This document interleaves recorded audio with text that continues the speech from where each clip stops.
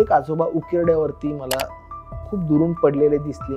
बघायला गेल्यानंतर मला लक्षात आलं की त्यांचा एक पाय मोडलेला आहे आणि दोन्ही डोळ्यांनी त्यांना दिसत नाहीये. सो यू कॅन इमॅजिन 7 वर्षापासून एक माणूस संडास लगेच जागेवर करतोय आणि तो तिथंच झोपतोय. मला तिथं कळलं की बाबा क्लास 2 गव्हर्नमेंटचे क्लास 2 ऑफिसर होते आणि त्यांना त्यांच्या मुलाने आणि बिलीव्ह मी त्यांच्या बायकोने काहीतरी भांडणं झाली, वादावादी झाली. ते रागाने घराच्या बाहेर पडले. वाटेतून येताना एका ट्रकने का कोणीतरी त्यांना उडवलं, ऍक्सिडेंट झाला, ते तिथंच पडले ते तिथंच पडले. बायको मुलगा याचा नंबर द्या, मी कळवतो जाऊन. तर म्हणे नाही, रोज इथून येतात जातात ते. सिरियसली? मग म्हटलं बाबा कसं काय तुमचं? तर म्हणजे मला दिसत तर काही नाही, मी अशी ना चाचपतो आणि खाल्ल्यानंतर कळतं की मला किती माझीच विष्ठा होती. फर्स्ट केस आहे माझ्या आयुष्यातली.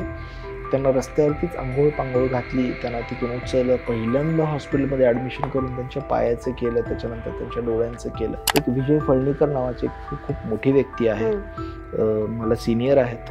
तर त्या माणसाने जाणीव ठेवून अशा लोकांसाठी एक वृद्धाश्रम काढलेला आहे जो सिंहगड रोडला आहे. मी त्याला म्हटलं, सर माझा एक माणूस तुम्ही घ्याल का? म्हणजे काहीच नाही. तर म्हणे घेऊन येताना.